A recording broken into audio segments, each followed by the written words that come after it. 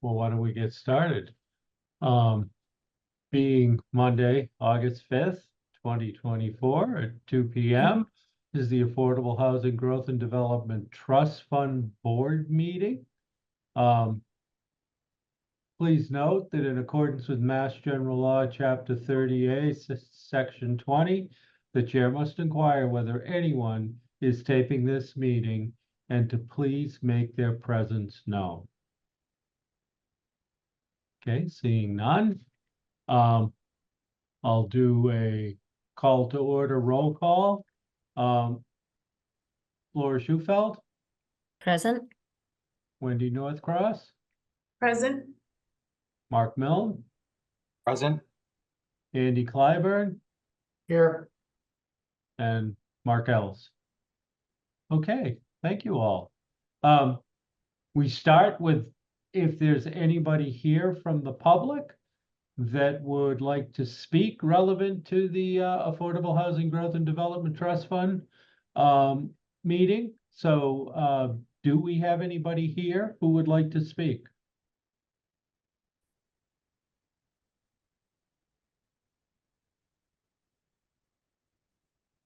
Okay.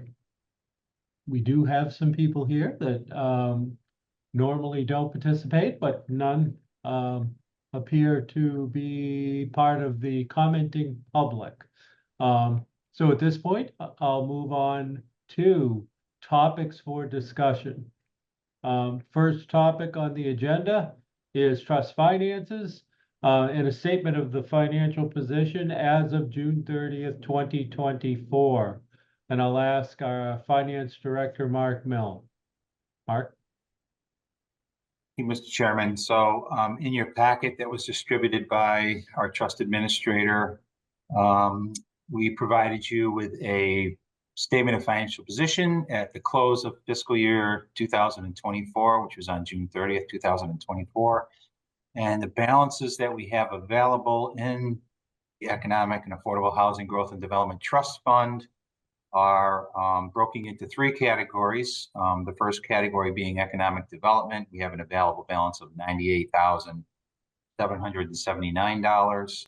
Under the affordable housing category, from the Trade Winds development payment made several years ago, we have a balance of $89,138. And the funding that the board has received from the Community Preservation Committee has an available balance of $2,234,035. So those are the balances that we have available rolling forward into the fiscal year 25 that we'll be working with. And I'd be happy to answer any questions anybody might have on that statement that was distributed in part of your packet. Okay, thank you, Director Milne. Is there any discussion by the board relevant to this statement of financial position? Nothing? Okay. So seeing no further discussion, that doesn't require a vote. Thank you, Mark. We appreciate that. I'll move on to topics for discussion number 2, the draft report to CPC. And I'll ask our administrator, Jillian, to review that, please. Thank you. Yes, through the chair, I apologize. My video is going in and out. I think it might be easier if I turn it off, but I'll keep talking. That's fine. So the report to the trust is something that originally the trust was doing that quarterly. We have now dropped down to doing that semi-annually. We have been doing this on the end of the calendar year and the end of the fiscal year. And so this report that I included was a draft. It's usually coming under your signature, Chairman Els, but I just wanted you to see it and to take any comment or corrections, any edits, anything that people want before submitting that to the Community Preservation Committee chair. Well, thank you. Thank you for sharing that draft report. And we are all familiar with this reporting that we do to the, the CPC. And at this point, have you had time, board members, to review this? And if so, do you have any comment, or do you need more time, and would you like to submit comment between now and our next meeting? What's the preference of the board? Wendy, please. So it's a little bit of a crazy time of year in my world. I'd love to have a little more time to read through the report. Looks good, but I would just like to look at some of my own notes, if that's okay.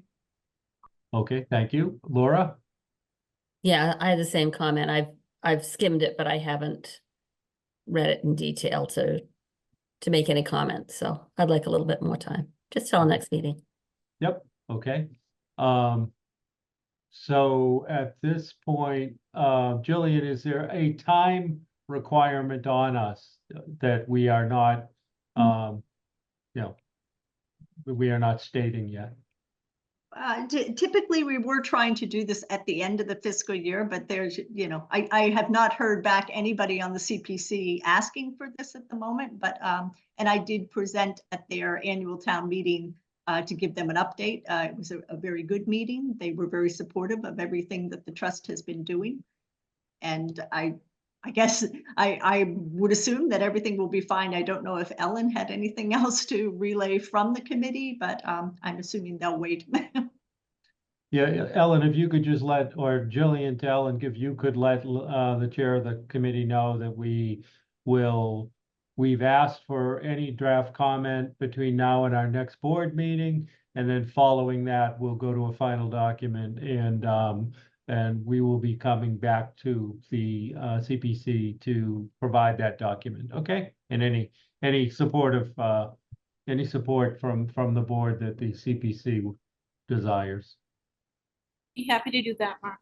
Okay, thank you, Ellen. Appreciate that. All right. Seeing no further comment on item 2, we'll move to item 3. Administrative contracts for the trust administrator and for special legal counsel. I think our packet puts special legal counsel before the trust administrator. So I don't know that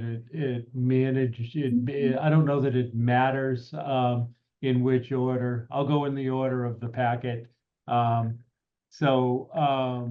This would be an amendment number 1 to Julian Douglas's contract rather, to continue to provide the administrative support to the trust as she has in the past. Is there any discussion on this? Yes, Laura, please. I'm just wondering, is it a hourly wage or is this just a flat salary? It is currently hourly, and that salary number is capped. I do not anticipate, given the number of hours where I'm typically doing 20 hours, less than 20 hours a week. So I don't ever anticipate that we would exceed that number. Thank you. So you are receiving the Mark, the adjusted per hour rate. Is that correct? Yeah, she's compensated on an hourly rate on a bi-weekly basis. Correct. And I had a question regarding the contract, sir. Yes, proceed. Are we asking for an extension through December 31st, 2024 or June 30th, 2025? If I could, I did speak to Bill Cole about whether we could make that a longer term. He did not get back to me. I'm perfectly happy to serve longer if that's the board's desire. But at the moment, it is listed as an end of calendar year contract.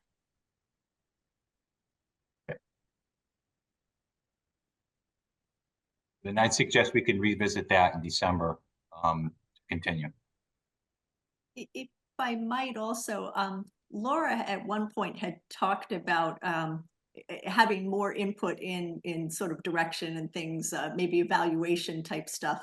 And if that's between now and December, if there are any things that the board would like in terms of maybe an evaluation form or a setting of priorities or anything that you would like to see differently from me, I am definitely open to that. And I think that might serve well for if we're going to go forward. Thank you. Any further discussion by board members? Okay. Andy, I would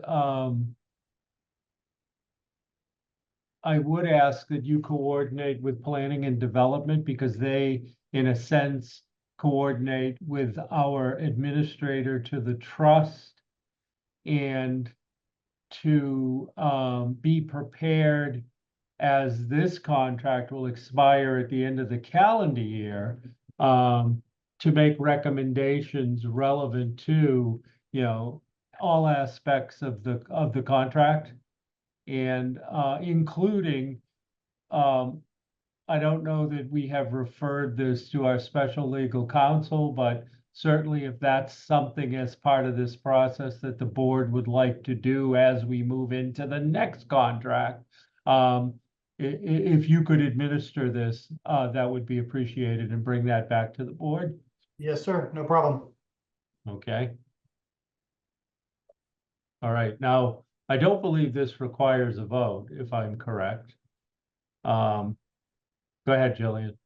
No, it does not. It is simply you are the contract administrator, if you will, and I believe the contract signature is just coming from yourself and Allison Cogliano from our town attorney From department. our legal office, yeah. So at this point,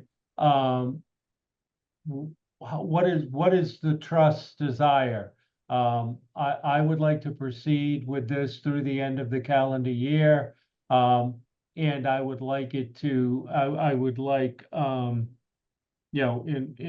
concurrent with the remaining months of this year for the assistant town manager to do what I've just asked, so that when we bring this back in December, we will be looking at next year extension. Is that agreeable to everyone at this point?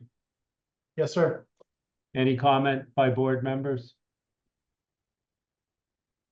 All right, thank you. That's how I will proceed, or we will proceed. Same topic, next contract, to continue our relationship with our special legal counsel, who is also here with us. That fall under Karen Nober, town attorney, and certainly coordinate with Julian Douglas, our trust administrator. Attorney Galvin, I'm assuming you are amenable to this. And therefore, I would open it up. Well, first of all, sir, you're obviously amenable to proceeding with this, correct? I am. Thank you very much. And I was asked to provide a 1-year proposal, and I'm willing to help you for as long as you desire. But 1-year proposal that I proffered is basically a mixture of our existing relationship, but also contains a flat fee for 1 hour a month for any member of the trust or its staff or any other town official to call me, so that we could have a conversation without fear of unnecessary expense. I found this works well in some of the communities that I represent that want this. It facilitates a conversation that many times is in advance of an issue coming up, and I found it really works well. Now, it could be abused or misused, but this is not the type of relationship where I expect that to be done. And I'd really encourage anybody, as long as it's okay with you all, to use that, because it does oftentimes resolve a lot of questions before they even come up. So that's the only modification. Instead of me billing for all of the calls and keeping track of them, I'd like to just take as many calls as are needed in order to get the job done with our staff and the board members, and yourself, Mr. Ells, and anybody else on the town staff. Okay, I would just note that anybody else on the town, anybody outside of the board or anyone, we would look for people to go through the administrator to you, just so that we can keep, logical controls over how this resource is utilized. But otherwise, well, wait, board members, do you have any comment on this? Okay, seeing none. Oh, Laura? I was just gonna say, I appreciate the chance, if a question comes up, to be able to call Mr. Galvin. Great. All right, then I will proceed with this contract as well. Subject to legal's review of both contracts and signing as to form. And then also subject to the availability of funds. And Director Milne, I don't know if you can answer that question. Do we have administrative funds, to be able to support both of these contracts? Yes, we do. Thank you, sir. Okay, then that's how I will proceed. Okay. Thank you, everybody. Yep, you're very welcome. Thank you, sir. We've appreciated your counsel. Next topic for discussion, policy discussion. Massachusetts Commonwealth Builders Program related to deed restrictions. So we've got Jillian, you're going to lead this, and I don't know if Attorney Galvin wants to weigh in relevant to any of this, and then I'll open it up to trust fund board members for discussion. So Jillian, please. So I brought this to the agenda because we do have a pending application that is hoping to use Commonwealth Builder Program. And the distinction between what the Commonwealth Builder Program does and what we have done in the past, because these are ownership units, they have a different deed restriction. With the intent of building wealth through ownership of residential property, the Commonwealth Builder Program has a shorter term deed restriction. And the conflict there is that our current NOFA specifically says that we will require a perpetual deed restriction. We have always done that in the past. And so this would be a change in your current rules and regulations, and potentially a change to your NOFA, pending an application that is prepared to come forward to you if this is acceptable. And I invited I think Sebastian Zapato, but I'm not sure if he's here. Oh, here he is. Yes, from Mass Housing. He could tell you a little bit more about the Commonwealth Builder Program. And I have David Quinn is in the background also from Housing Assistance Corporation, who has the pending application.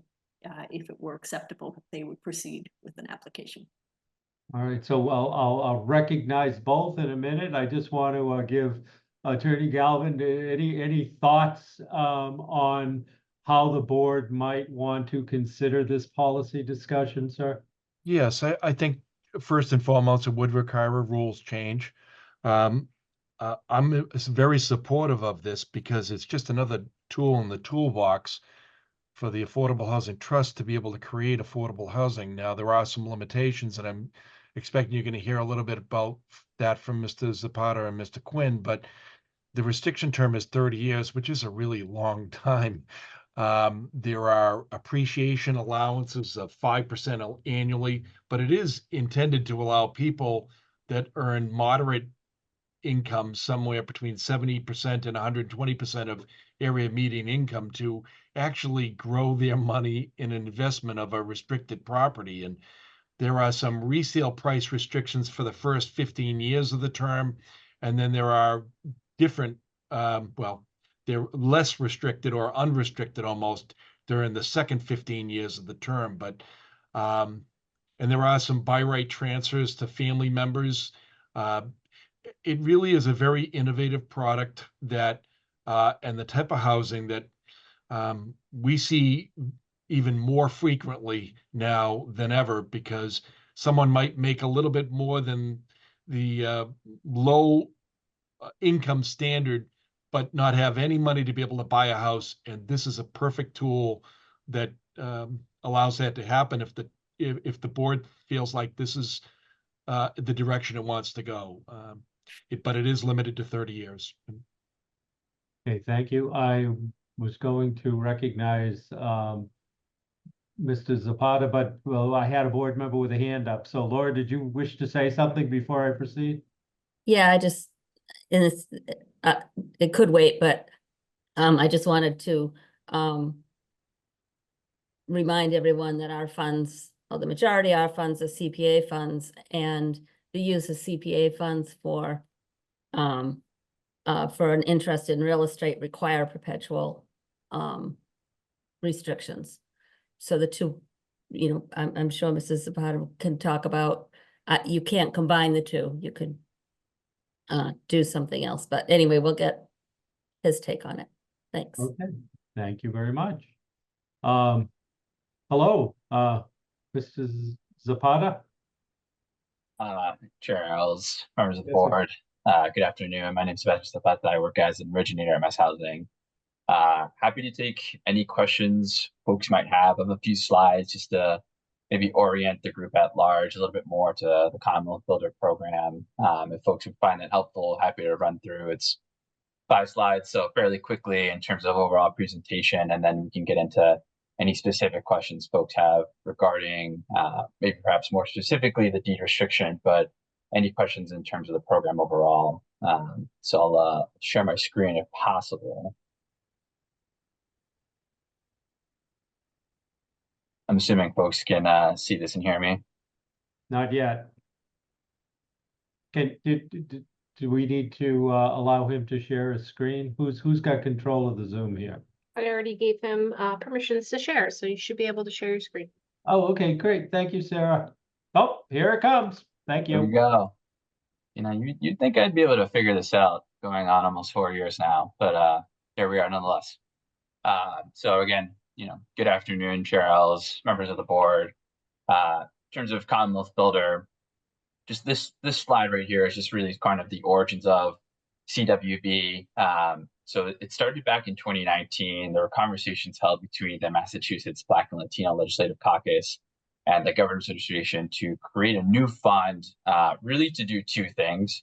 One is the production of new homeownership opportunities across the Commonwealth, but secondarily also to enable folks to appreciate equity in a way that traditional deed restricted homeownership has not allowed. And so really CWB is a supply side solution to demand side problem. And again, in particular, when thinking about who are the homeownership opportunities going towards, another one of the pillars around Commonwealth Builder is to narrow the racial homeownership gap. And thinking about the places that are eligible are the 26 gateway communities to disproportionately impacted communities as defined by COVID-19 regulations. So that's inclusive of Framingham, Randolph, and the city of Boston. So in totality, it's 29 municipalities across the Commonwealth of Massachusetts, obviously Barnstable being one of them. And again, thinking about the home ownership rates for people of color, it's approximately half that of what is of white residents in Massachusetts. And it's a statewide disparity that's one of the greatest across the nation. So those, again, are sort of the origins of what Commonwealth Builder is trying to tackle is one, production, given the housing crisis that we're seeing and facing in the Commonwealth of Massachusetts, but 2, in particular, trying to enable homeownership opportunities to build equity at a much faster rate than traditionally speaking. In terms of progress to date so far, so to date, Mass Housing has committed a bit over $106 million to 22 deals. That's resulted in 564 total units of housing. And Mass Housing has committed CWB funds to 9 different municipalities across Massachusetts, resulting in 474 Commonwealth Builder units. And then just thinking about the pipelines in terms of future funding, right now we have roughly $200.5 million worth of funding that would total nearly 800 different Commonwealth Builder units. And on the screen here, you just see a few different kind of snapshots of projects that we funded so far. A few in Boston, one in Haverhill, one out in Springfield, one in Everett as well. And I think it's always fun to throw in a little vignette here of some of the homeowners that you see, such as Aisha and Mohammed, because I just think it's always nice to kind of humanize who are the homeowners, who are the families and individuals, who are the people behind the numbers. Because I think so often than not, something that's kind of gets lost in just throwing out millions of dollars of funding and how many units have been funding. But again, it's really about the people behind these numbers.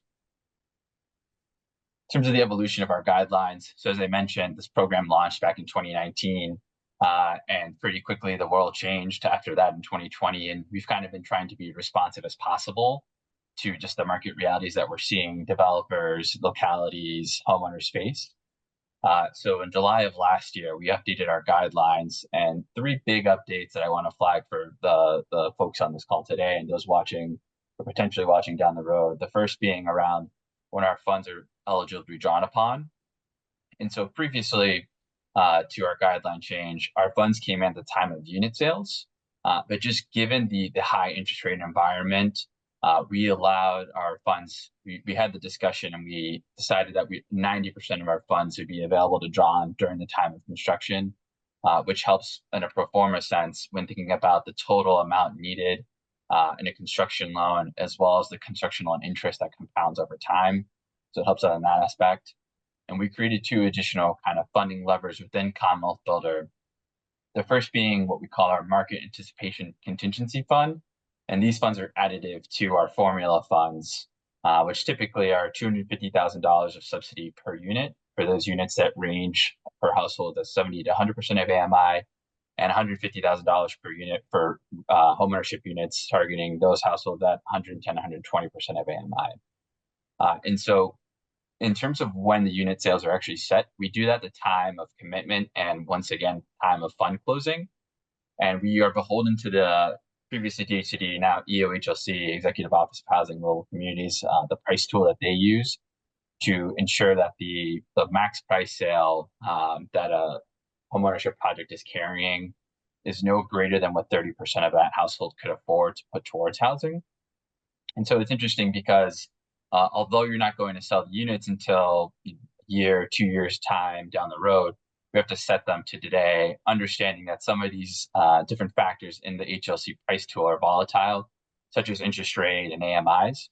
And so the way that the MAC funds work is it's a hedge against what the future prices could be. And that's sort of it's a standby grant amount so that in the event that AMIs do not increase or the interest rate hasn't come down after the time of construction, you're enabled to pull or draw on these funds as needed. And the third bucket of funding that we have, an additional tool that we create, is what we call our site conditions assistance funds. And these funds are generally, they're up to $2 million worth of project on a per project basis. These funds are also available during the time of construction. And what we decided to do this change in our guidelines is I think most importantly, recognizing that most sites that are available at this point in time, they're not greenfield sites. They have history. And so these funds are specific towards, any sites that are infill or require extensive soil remediation, demolition, or site preparation, just to help unlock the opportunity for development there. In terms of the deed rider evolution, so under our original guidelines, the restriction term did not reset. And so as was already mentioned by the attorney, to think about the deed restriction on the Commonwealth Builder unit, it's 30 years. The years 1 through 15 is a restriction on the resale price. And then years 16 through 30, whatever the market will bear in terms of there's an appraisal and they sell at whatever the market would bear, but there is an equity sharing component. And by that, I mean that, again, in years 16 through 30, 50% of whatever the resale price is, minus the permissible year 15 sales price, is shared among the public funders. And so just to kind of give a quick kind of scenario of what that would look like is, let's say that the maximum that the house could sell for at the end of year 15 is $200,000. and that same household goes to sell at the year 20 or year 25, and the house is now valued at $300,000. So that delta of $100,000 is split 50% between the public funders. So in this case, the town of Barnstable, and 50% would go to the homeowner. So in total, the homeowner would get $250,000 from the sale of their home, and the municipality would get $50,000 to use to put back into the municipal coffers that goes towards housing affordability. So in this case, it would go back to the trust for the trust to use that money as they best see fit. It's a very quick, very large 30,000-foot view overview of what Commonwealth Builder is. Obviously, I know folks in particular to the resale restriction have questions. So I'm happy to take any of those at this moment in time, or any questions related to the program as a whole. Okay, thank you, sir. We appreciate that. Was there anybody else here, Jillian, that you wanted to speak at this time, or can I open it up to questions from the board? Well, I do see that David Quinn is on the call, but I think as a potential applicant, perhaps he's just an observer today. Yep. So, and Okay. that's All it. right, well, thank you. Am I missing anybody out there? I see a few faces that I don't normally see. If I am, I don't want to leave you out of the discussion. Okay, Good afternoon. I could actually just briefly make a comment. This is David Quinn from Housing Assistance Corporation. Sorry, my camera's not working today, but I can see you all. I don't really have much to more on the deed restriction itself. I think Sebastian did a great job of covering that. I'll just add, I know this meeting isn't about our application. We have a pending application that hopefully we can talk about it in some upcoming future meetings.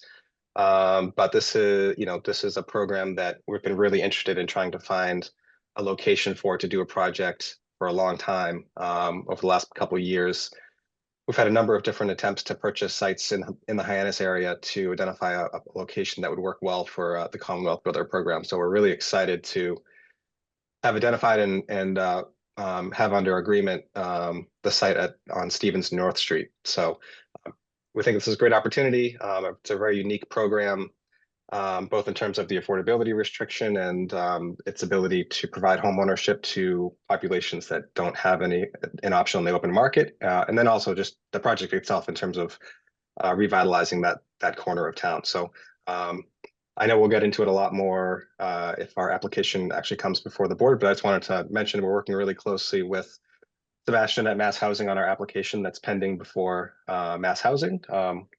We also have an ARPA award of $1.5 million from Barnstable County. And then also the town has contributed through a Housing Works application to the state to extend the sewer infrastructure down to this site and build a pump station on the site as well. So we have a lot of different partners on this project and excited to see it move forward. So happy to answer any questions. thank you. Okay, at this time, I will open it up for discussion by the board. Do we have any comments, questions? Laura, please. Just through you, Ms. Stiles, to Mrs. Zapata, could you talk about any, any coordination with other funding sources and the requirements, especially around the deed restriction? I think it's a great program. I just don't know how we can contribute funds to it. Yeah, I think that's part of the question in front of the board, and obviously the necessity to have the discussion about potentially changing rules as currently constructed. At this point in time, there haven't been any municipalities that have sort of balked at the opportunity to use a program with the understanding that the restriction on the unit as a whole is 30 years. There is the ability for the municipality to sort of exercise an option of, for lack of a better term, right of first refusal to purchase the property from the homeowner, should the homeowner be willing to sell at that stage, whether it's at any point during the restriction of years 1 through 30. It's just that equity sharing component doesn't kick in until years 16 through 30. But the municipality does have the option to buy the home and then re-restrict as they see fit. And there are no sort of guidance or restrictions on how to re-restrict the unit at that point in time from said municipality. So in essence, theoretically, one could see the unit go into sale in year 25, and the town of Barnstable deciding we're going to purchase this property and re-restrict it with a rider that makes sense for our community. I think the thing about Commonwealth Builder is that because it is across the Massachusetts landscape, we want to be able to be flexible where we can be, but also understanding that when you're thinking about how to grow equity as fast as possible, in perpetuity typically is not the way to get there. And so it's sort of this delicate balance of wanting to be flexible, wanting to be responsive as much as possible, recognizing that different municipalities have different submarkets, but still trying to hold strong to those core pillars of production and equity sharing. I'm sorry, equity building in that said home ownership opportunity.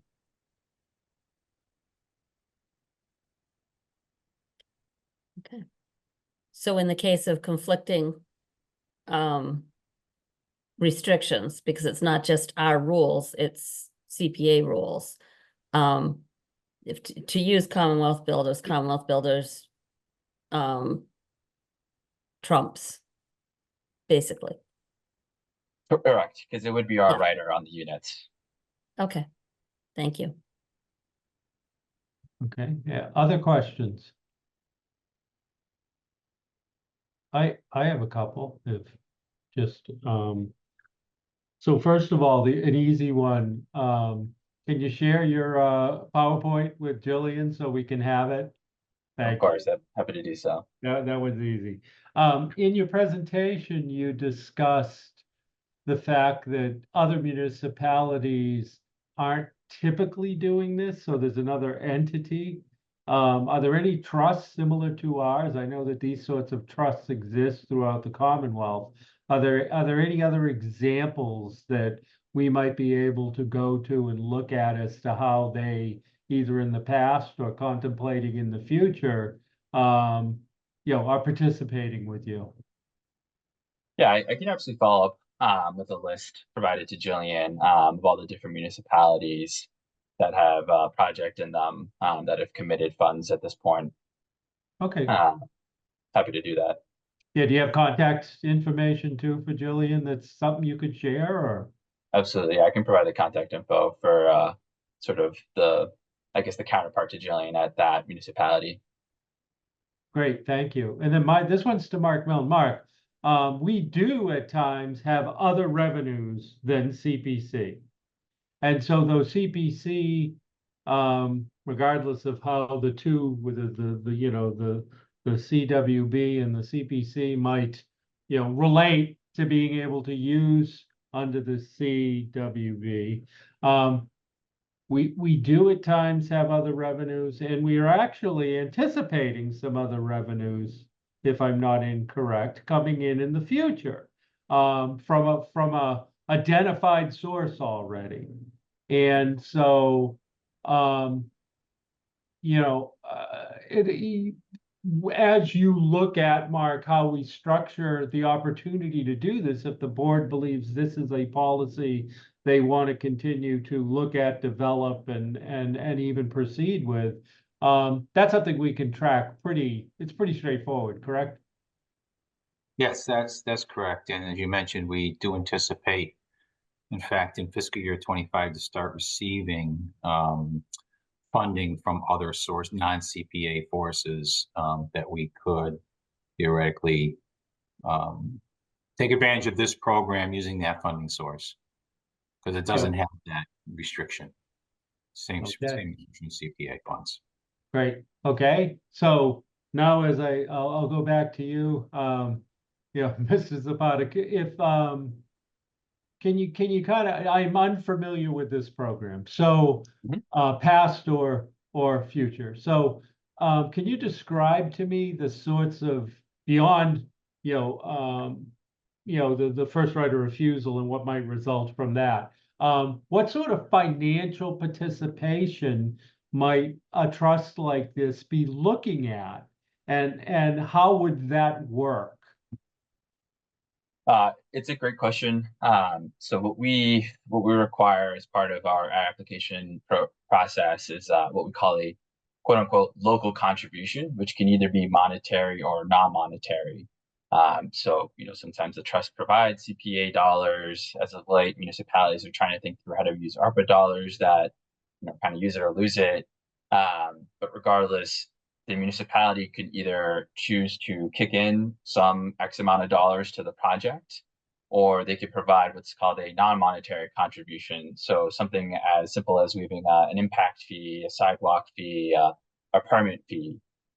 We just consider that evidence of local contribution, again, whether it's monetary or non-monetary, as an example and as a way to demonstrate that municipality has reviewed the project and believe that's best for the community in terms of the size, scope, the range of what's going to be provided beyond, it's a little bit more than just saying we like this project, we support it, or we're also either going to put some money towards it, or in the event that a municipality doesn't have the coffers to do so, we're going to waive this fee to help the project continue to move forward.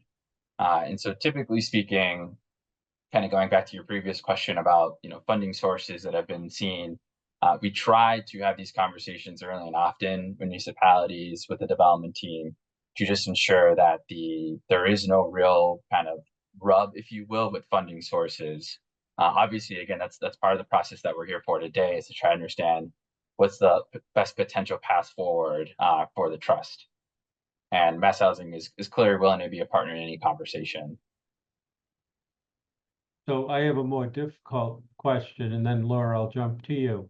So, what's in my head right now after what you've said, and really you referred back to the community support, but in essence, there's the town of Barnstable, of which I'm the town manager, and then there's the trust, of which I am the chair because the elected body of the community set the trust up that way, and I'm the chair, the town manager is, and I believe the intent at the time was to make sure there was consistency between what the town's doing relevant to housing and what the trust that the town creates is doing relevant to providing funds or support to move these housing issues and economic issues forward. So on the trust side, you kind of began to frame out the answer to my question. But in your experience with community support, which is different than trust support, what is Mass Housing looking for? Because I really think that then the discussion goes back to, our town council, for which I administer whatever they support or don't support, in a sense. So what have you seen? You had Everett and you had Boston and others. What have you seen there? Yeah, so oftentimes it is a monetary contribution that's given to the project. Just understanding that projects cost what they cost these days, and so I think whatever a municipality is able to give and that sort of financial support is sure appreciated by the development team. But I think also importantly to us, again, it really signifies that said community, from a bureaucratic standpoint, I think we can kind of get into what community looks like in terms of residents or neighbors. I can answer that separately. But I think in terms of what the community from the bureaucratic standpoint is that this demonstrated source of funding that we're providing to the project is because we believe in the project. I think in terms of what we look for when it comes to neighbors or residents, we always appreciate seeing any letters of support that are written. That's not a requirement of the project, with the program. What we typically ask the development team to do, though, is supply a community engagement narrative that's separate from their affirmative housing marketing plan. And that community engagement narrative talks about who are the local organizations that are trusted voices that the development team is going to work with to get home ownership opportunities, known about, but I think more importantly, also ensure that residents of the municipality in which that project is going to be considered in are prepared to actually apply to and be eligible for the lottery once time is running. Great. And so fortunately, we have a member of our housing committee here who advises, am I correct, Laura? You're not on the housing committee? Oh, I thought you were. Who I wonder who we would need to maybe then bring this discussion to the town council and whether they'd want to see it referred over, because when we get into community support versus financial support, the trust can review within its authority, the financial side, but really community support is, a different discussion with a different body. So, and we got to be careful not to blend the two, because that would be problematic. So just keep that in the back of your head, Sebastian, as we move forward in Barnstable. I think it's going to be dual discussions in a sense. And just so you know, you probably gathered this already, but we have a good working relationship with CPC in being able to secure funding and then move forward with those funds for affordable housing, we're using their criteria. So, but in essence, that is town funding. And that is something that the town council would vote to shift over to the trust. So this balance of this relationship is really important to make sure everybody's in agreement, so that it'll continue. But it's probably complicated in every community, but certainly somewhat complicated here. I'm gonna go to Laura next, and then I don't know if Julian or Attorney Galvin has anything to say, but Laura? Yeah, I just had a question. David Quinn mentioned that the town was moving forward with MassWorks that would support this development. Does that count towards town contribution? A MassWorks grant? So if it's coming from the town of Barnstable, it certainly would. I think the conversation of, because if I'm not mistaken, it's at the county level, which is a separate entity. Is that correct? No, that's Or the no? ARPA funds. The ARPA funds are coming from the county. Ah, But thank you for that. the town, at least from what Mr. Quinn said, the town had sponsored a MassWorks application. So I don't know if David, you wanted to talk on that. I know you went off Yeah. for a second. That's correct. So we would see that as evidence of local contribution in that sense, because it is coming from the town of Barnstable. Okay, Yeah. thanks. Gillian, did you have? Yeah, I did have a question through the chair, maybe to Bob. So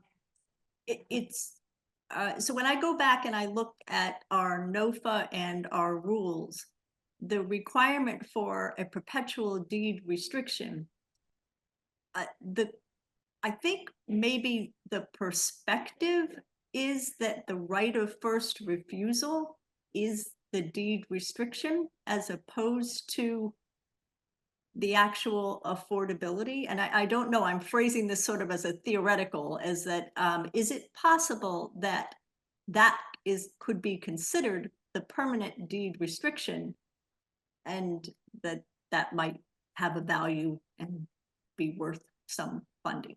And I don't know, I'm just asking.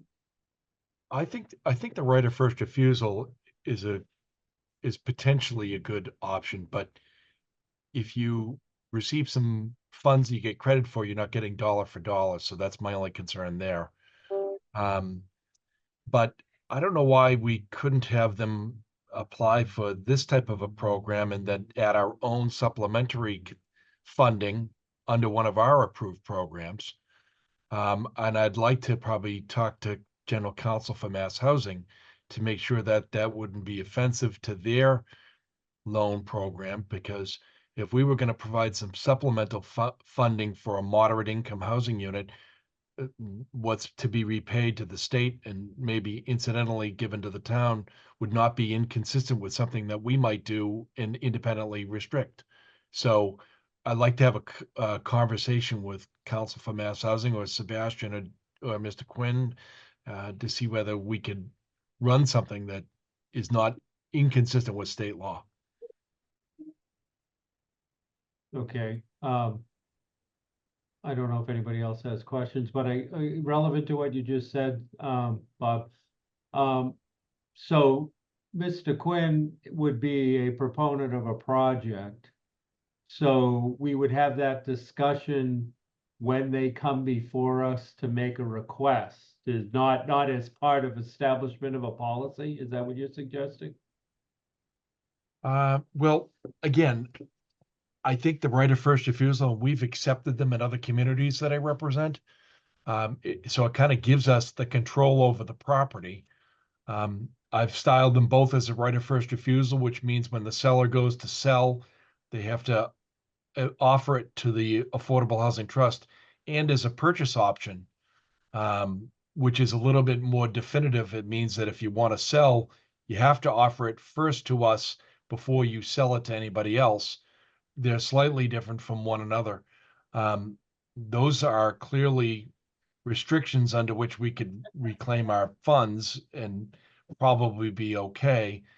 But what I'm wondering is if there were some state loan program funds, and then there were some local fund programs that would not be internally inconsistent with this Commonwealth Builder Fund, that Mass Housing agreed with us that we could provide, that would allow us to get our money back. And if we were receiving our money back or what we advanced into it, perhaps that would be satisfactory and meet our rules. I have to look at it in a lot more detail. I kind of feel like the whole issue, we need to look at it in a lot more detail. I think there's going to be a lot of, from a policy standpoint, I think there's a lot of discussion, a lot of questions will come out of this. Yeah, I mean, I'd like to talk to Stuart Saginaw at the coalition, see what his thoughts are, whether they've participated with any other communities. Have they had any workarounds? Again, I'd be happy to do all of that and see what's out there, because I'd like the perspective that they've had and experience that they've had with this. All right, so trust fund board members, for us to continue to consider this policy discussion, what additional information or time would you like so that we can advance this discussion? Any thoughts? Yes, Wendy? It seems that, well, I'm trying to get my head around the whole thing. It seems like if this program offers options, perhaps we can look at amending our NOFA language to have an option reference. You know, if a program would fit in that bucket and we didn't necessarily have CPC fund. I mean, I just like to keep redrafting NOFA seems a little frustrating, but if we had that option, that if this project were to qualify, we would consider, you know, this Commonwealth Builder program. I mean, we've got to get creative with how we do this financing stuff, and it's just becoming so expensive the longer we wait. So I think that if there's some flexibility we can build into our current NOFA, even though, I mean, we got maybe $100,000 hanging out there that if a project came to us, we could consider today. And if there's more in the pipeline for FY25, you know, let's not hang up amending our NOFA. Okay, thank you. Laura? I think we should explore the other sources of funds and see how we could use those, even if we do it, if it's a recurring fund that we know is going to be happening, if it could be bonded. I think that the you know, CPA regulations are going to kind of prevent us from using CPA funds for this. That's my opinion. I think, you know, it says it has to be, you know, a restriction that runs with the land. That's not a right of refusal. So I think that would be our more successful avenue to take if we wanted to fund these kinds of programs, to see what other funding sources there are that we could tap into. You know, maybe we take some of the short-term rental money, like a lot of towns do, or other things, but those are the policy things, so. Okay. Andy, please. I agree with Laura that we should be exploring those funds that are gonna start coming in next month. But does that alleviate the need to change the NOFA? I mean, the NOFA wasn't specific to the type of funds that we were allocating, like, I don't know, I personally feel like rewriting the NOFA is almost the tail wagging the dog. Like, if we have a viable project that comes in, we should be considering it. Personal opinion. I have a kind of a different question for us to think, or at least I'm thinking of it. And, you know, we struggle to create affordable housing units. And I, you know, I guess I am of the belief that they are big picture percentage wise, you know, a challenge to create. So when we get into a 30-year window, at the end of which they may no longer be an affordable housing unit, I can only reflect on the last 30 years till now, and then 30 years from now, what I guess, and I'm speculating, you know, housing might be on Cape Cod. And it concerns me to ever lose one. So I wonder if there's some creative way to utilize this program to be able to allow for that wealth growth of the individual so they move out of that class of you know, housing. And but also maintain it. I guess you use the first right of refusal, and then the trust or the town, which we don't really own affordable housing at this time, that'd be a policy decision by, you know, the legislative body, I would imagine. But that we would move into that role. So that's, I'm not asking for an answer. I'm only saying that that's in my head about this program. I'm trying to get my arms around how that might work in an effective way. That's all. And Laura, you probably see this more broadly because of your role in the Commonwealth, but you know, I'm sure there's ways that we must be able to navigate this and end up with a win-win here. Yeah, Laura, go ahead. Yeah, I have the same, you know, I lived through the last expiring use, 30-year restrictions that used to be the standard. And it wasn't pretty, and we lost a lot of units because of it across the state and in the town. On the other hand, you know, except for those who have had affordable homes for, you know, more than 10 or 15 years, they're not building the kind of wealth that, you know, some of us that built our houses years ago did by maintaining, you know, those homes. So I kind of see both sides of it. But the only way that you could ensure that the units were gonna stay affordable is to have a, you know, some kind of a fund that's set aside just to purchase them when they come for sale, or at least write down the cost so that they stay affordable. You don't have to buy the whole thing. You just have to write down the cost and get somebody eligible to buy them. That's what all the deed writers do. But because you don't have that restriction, you just have a first right of refusal, the town would have to be prepared to do that and willing and have the funds to do it. So you'd have to kind of set up a, you know, some kind of a fund that was, you know, replenished annually or something whenever a sale came up. Okay. And not CPC funds because it's not in perpetuity. Okay. All right. Right. So Well, the second Yes. time, once the town bought it, they could put a perpetual deed rider on it, right? Sebastian, yes, Correct, that is correct. right. Yeah, okay. it would be up to that locality, that municipality to, you know, again, determine what's the best form of restriction. You know, we can certainly have a conversation, you know, down the road of if you wanted Mass Housing's advice of what that would look like, but ultimately it's in the hands of the locality.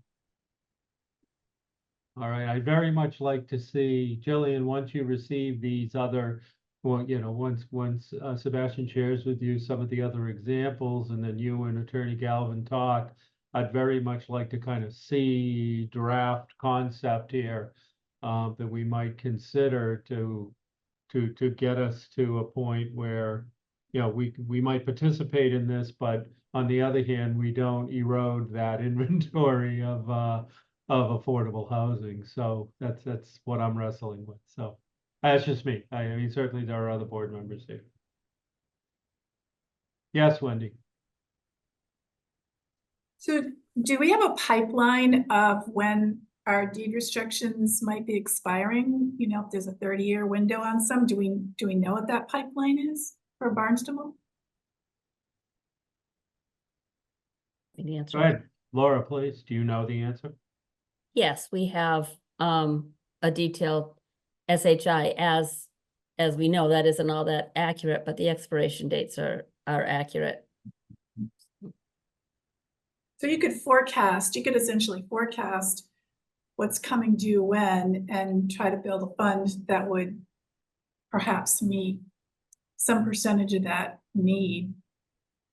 Right. Most of the expiring uses have already happened. So we don't have a whole lot left except for some home ownership restrictions are either have come due. Is that something, to Wendy's question, is that something that Jillian, could we summarize so that we could all see it? And then if it merits a further discussion, to agree that we would have that discussion? If I could, through the chair, that the subsidized housing inventory update would be helpful. I don't have that right now. I know that Corey and I are working on that, but we'll need to have that subsidized housing update. So what that will tell us is all those units that are still in the program and their expiration date. And yes, that would be very helpful. There, I think as Laura alluded, there, the ownership units are the ones that are a primary concern because those have an expiration. Any of the other units that would be housing authority units or anything like that, those are not going to have an expiration.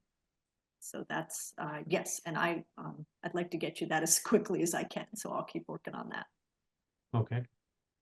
All right. I guess we're taking, Laura, did you just put your hand up? No.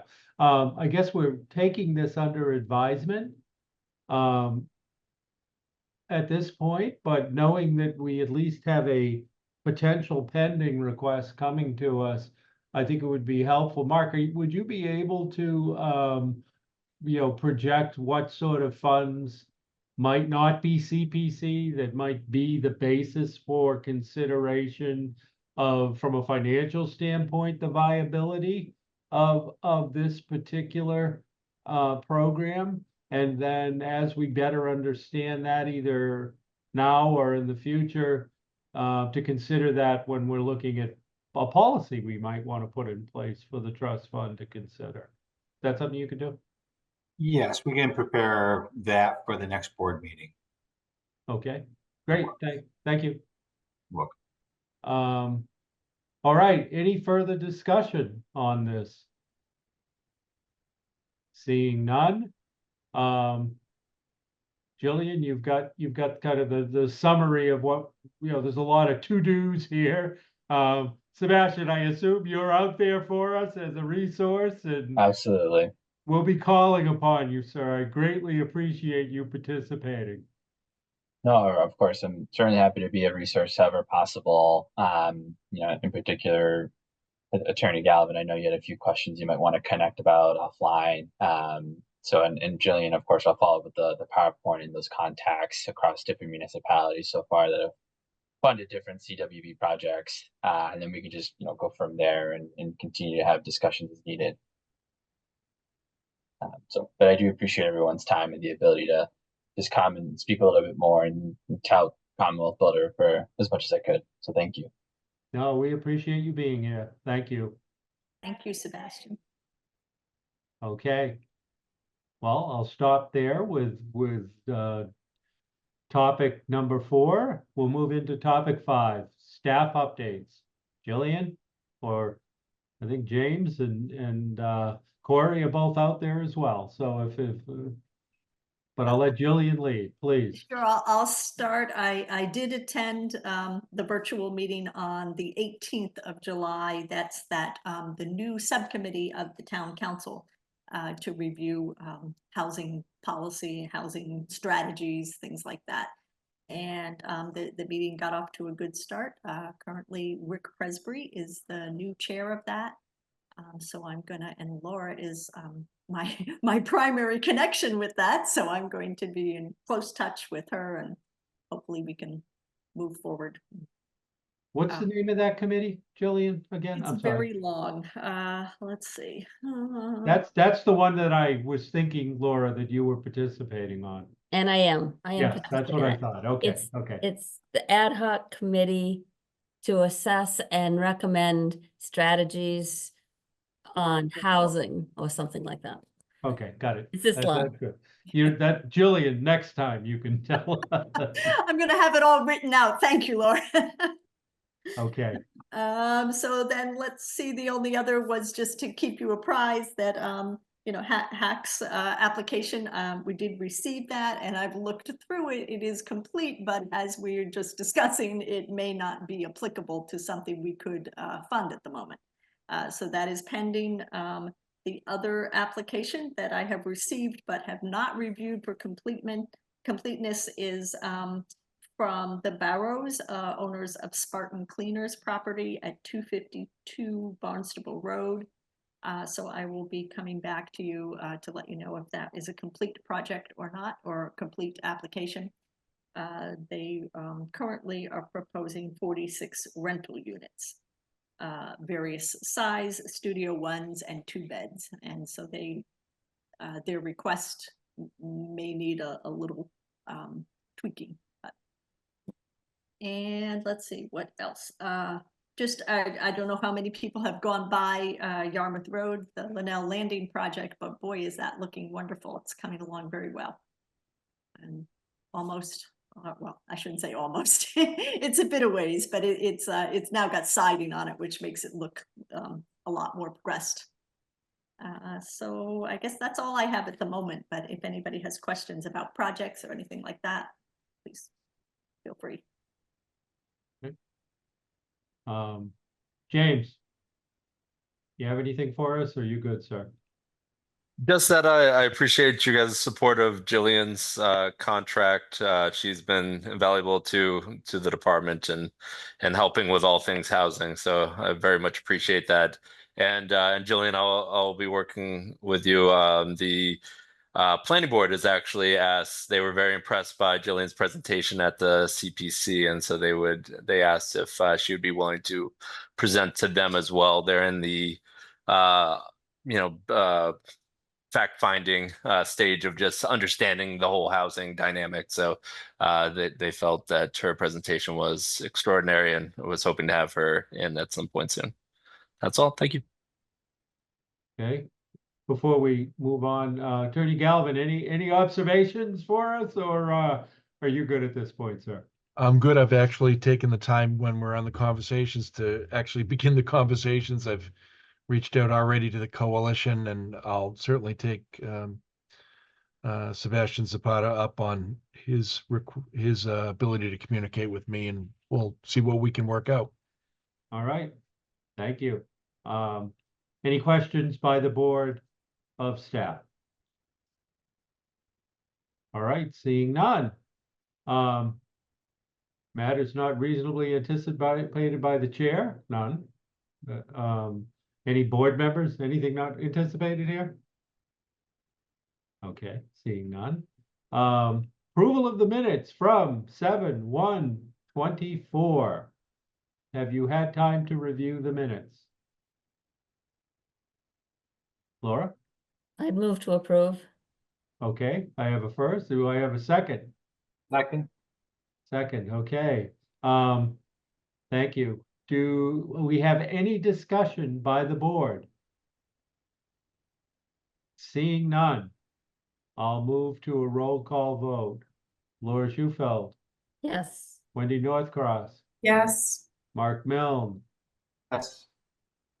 Andy Clyburn, Yes, Mark Ells. Yes, thank you. Okay. Topics for a future meeting agenda. Board members.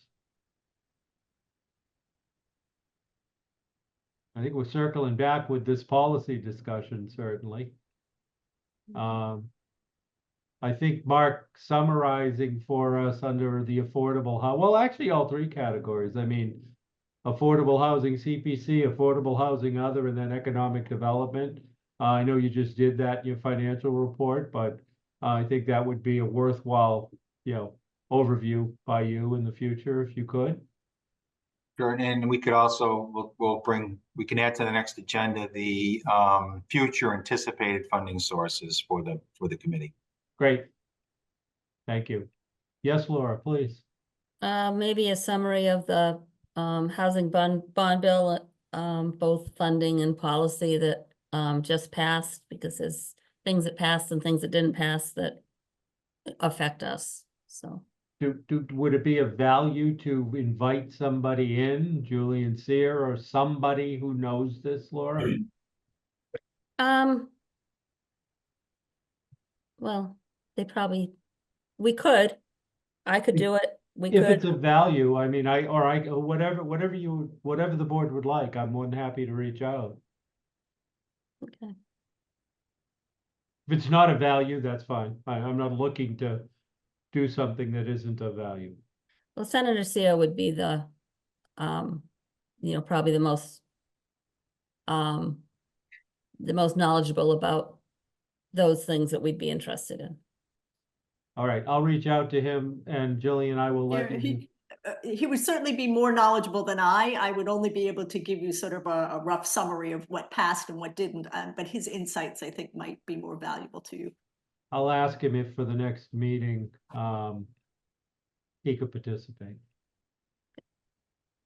Okay, so we've got a few topics here, and if you think of more, please share them. Any further? Okay, seeing none. Next meeting. Okay, we're gonna go back to Friday, so should we stay with, should we stay with another day? What is the preference of the board? Laura? Going to be working only 3 days a week, so Monday or Friday would be good for me, because then I could ensure that I'd be here. Okay. Any other thought or discussion? No? Wendy, any feeling? Friday's probably easier than Monday. Friday's easier than Monday. Okay. It's fine with me. Okay, so next scheduled meeting is Friday, September 6th at 2 p.m.